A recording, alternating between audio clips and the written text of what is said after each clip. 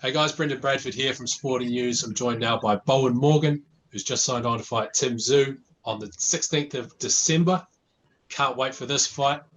Bowyn, man, how's training going and how's the lead up going about 6 weeks out? Yeah, good. Thanks for having me there, Brendan. And yeah, things are ticking along well. Feeling great, and yeah, ready to rumble. After what's been, you can use any kind of word to describe 2020, but it must be good to have a fight locked in and virtually assured after so many months of uncertainty.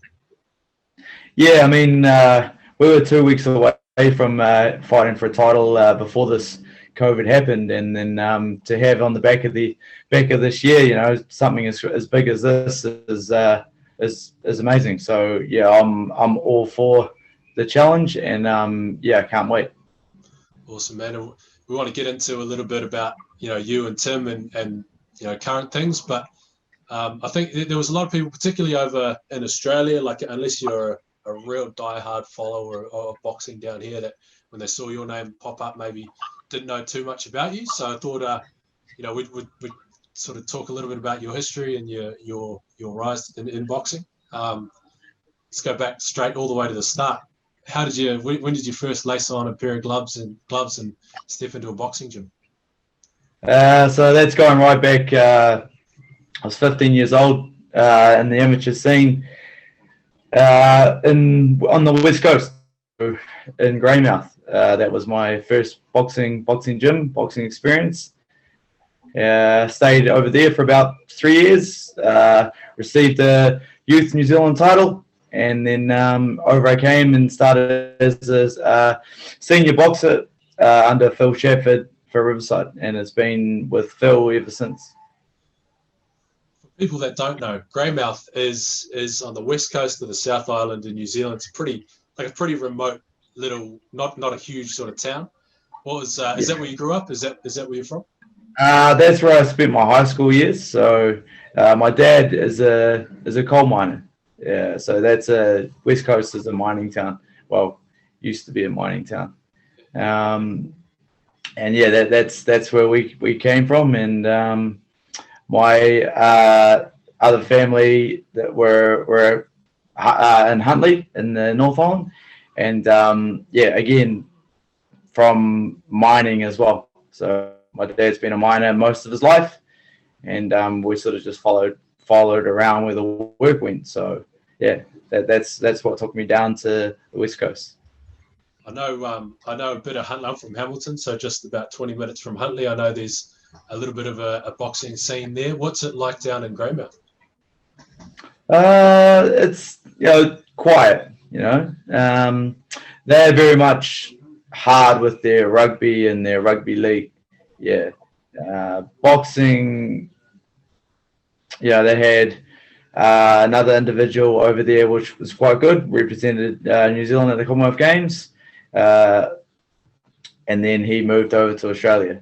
I also done the same. 2014 went to Glasgow Commonwealth Games, lost in the quarterfinals. And what was the decision to first step in and give boxing a crack? Is it? I'm guessing you must have played rugby at some point, being from down there and being a sportsman. But what was the decision to take up boxing?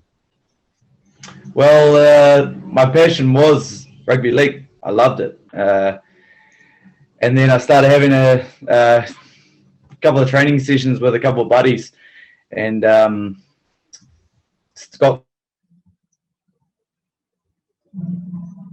then I carried on playing rugby league, and then training started to happen on the same days, and then kind of had to choose one, and I was sort of heading closer to boxing at that stage, and the minute I made that decision, there was no looking back. It's a sport where you have to be all in.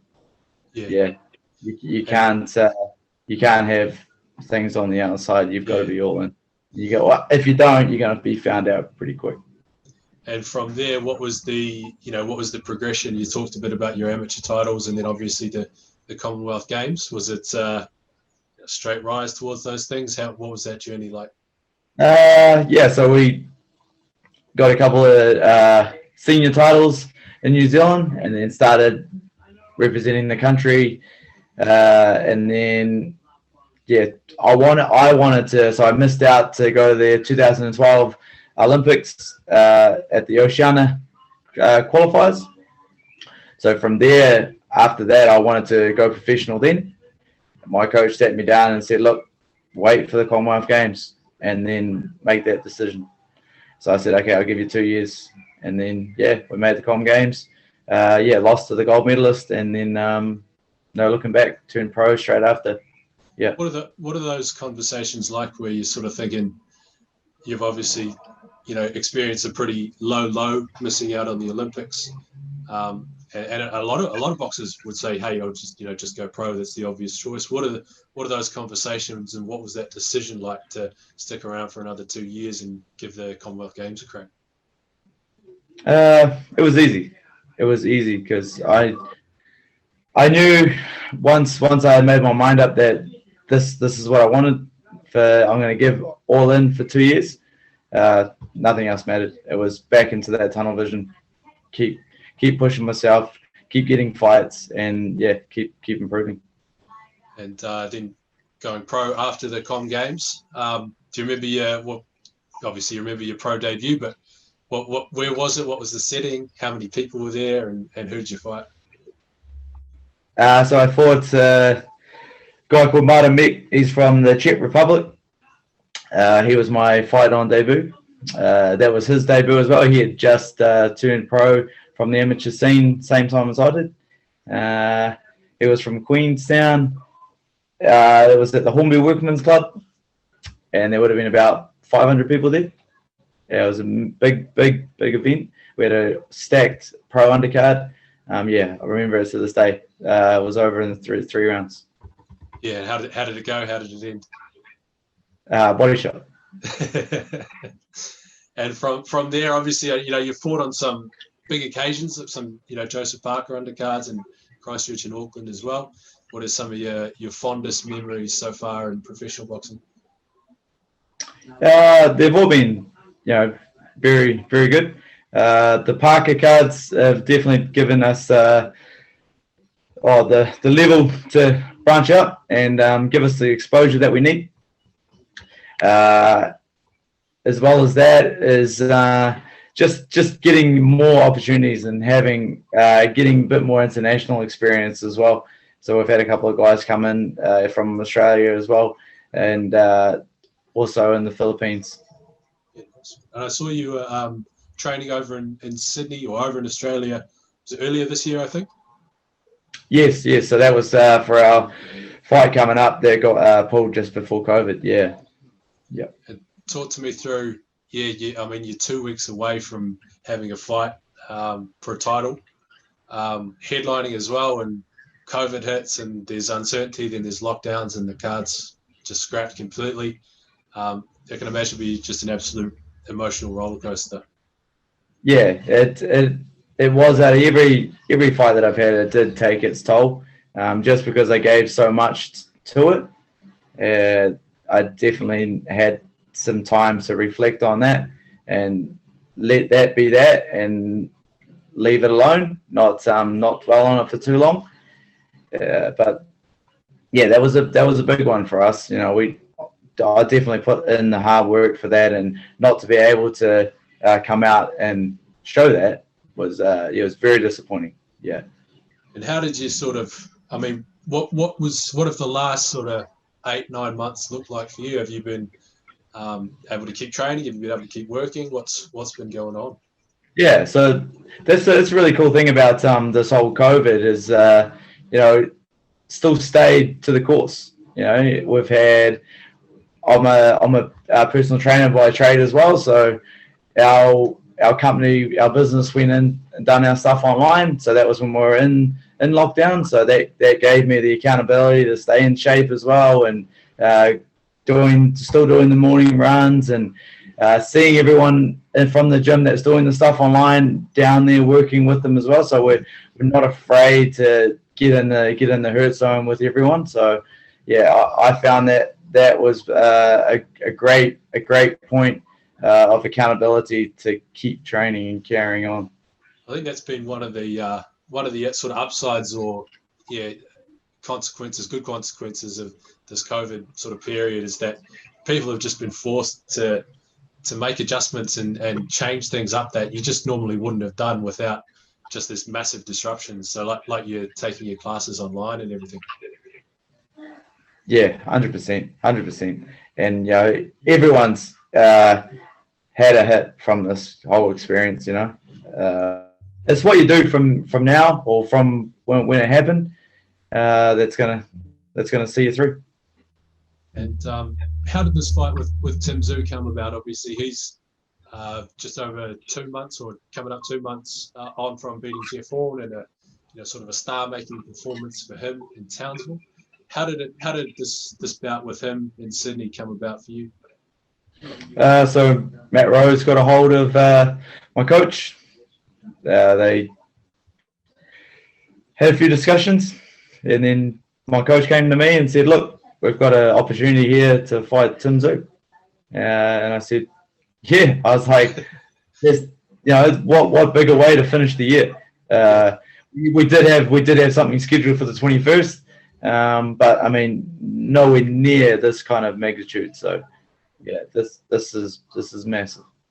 And what did the next 6 weeks look like for you? Like, when do you come over to Australia? Like, do you have to do a quarantine here once you get here? What's the situation?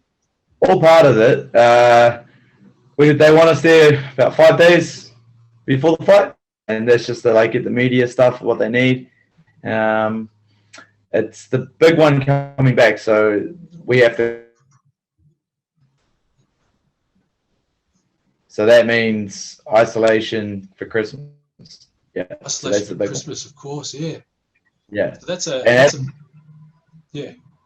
At the moment as well, there's been talks on the side from everything's closed. Everything's booked up isolation wise, because people do want to come back and have Christmas here, all Kiwis. So we are juggling through a few hoops with that, but all going well. We'll make it. We'll make it. Yeah, I've been trying to get back for my family's all in Hamilton, so I've been praying on or hoping for the travel bubble's going to open, but I don't know whether that's going to happen by Christmas. Yeah. But that's obviously a massive responsibility. Something was that a talking point for you? Knowing that you'd have to be in isolation over Christmas. I know you've got a young one as well. Yeah, so I've got three girls. 3. Yeah, so that was the first chat that I had with my partner. Was are you okay with this? Rather than just make the decision for myself, because that's what I want. But we're a team. That's part of my family, so she has to have a big decision in that. And she gave me the green light, so I said, okay, let's go. We should be, all goes well, New Year's Eve or New Year's Day, depending on when we get out. I suppose that's even more like motivation to put in an even better performance on fight night as well. Yeah, that's going to be in the back of my mind. There was discussions of bringing them with me, but I don't want any of that. I don't want any of that in my mind. Don't want any distraction. Yeah, you'd rather just there. Fight week. Yeah. Yep, that's it. And how would you sort of describe your fighting style? Obviously, a pro debut knockout via body shots speaks volumes, I suppose. But how would you sort of sum up your approach to fighting? Well, aggressive. Love coming forward on the front foot. I'm a short fighter, so there's no point me trying to be out long. Tim said that that's good. He doesn't have to chase them around, so we can tussle up. So let's see if he's a man of his word. Yeah, what have you made of his career? I think you've got 3 common opponents. You can take various things or not out of those fights looking back. But what have you made of his career to date? he's done well. You know, he's got a great style. He's fought some good guys as well, and he's just going up. So I'm looking to give him something that he hasn't had before. And what does this fight, what does this do for you? Say a win on December 16. Where do you want to go with it? All the way, as far as it can go. Yeah. World titles. Yeah. So we'll move over this one. We'll just bring on the next. Awesome. There'll be we pull this off. It'll be an immediate rematch. A rematch if you get the win. Is that in the contracts? Yeah. Yeah. And so if you say you get the win, say rematch goes your way, like if you're getting that shot, you're getting that exposure. What would the path have been like without this fight? Win, lose or draw on December 16. I know you had a fight lined up for the 21st. What would the path have been like to the top without this fight, without this kind of stage? Oh, extremely hard, because you're trying to get your name out there, and you're trying to get these fights, but you don't have the money for starters. You haven't got a big backer behind you to get you on the shows or bring you in. So, all the hard work's been done by making this fight happen. Yeah. We that fight we had with the IBF, we were already in the number 15, so that would have dropped us into the top 10 in the IBF. So then we would have been knocking on world titles for the IBF. That was the fight that got called off. Yes. Yeah, right. Yeah. So even more of a, not just the prep you put into it, but even in terms of boxing politics and rankings, that was a massive blow. Yeah, and that's what took its toll. Yeah. Was there a period of did you just when the fight got scrapped, did you just turn around, wake up the next day and keep training, or was there a period of? So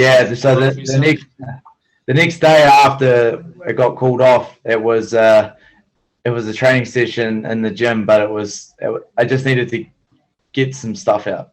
I needed to get all my emotion out because I was holding on to too much. Yeah. So that was just like a de-stress, just let the hands go. Yeah. And like you say, awesome to be able to finish the year on a high, on a massive stage, big stadium fight in Sydney as well. Yeah. I'm super pumped. Training the house down, I'm strong. This is heavier weight for me as well. So I'll be ready. I can't wait. Is that was that an issue, the weight at all? Was it a sticking point, or it's a big fight, you'll make the jump? Yeah, no issues at all. And how does this fight end? Give me a prediction.